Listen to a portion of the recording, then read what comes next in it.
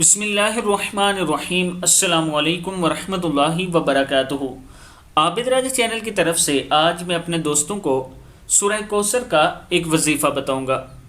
آپ دوست یہ وظیفہ کریں، انشاءاللہ اللہ تعالیٰ آپ کے مال میں برکت دے گا، آپ کے رزق میں برکت دے گا، آپ کے لیے انعامات اتارے گا اور انشاءاللہ آپ کی زندگی میں تبدیلی لائے گا۔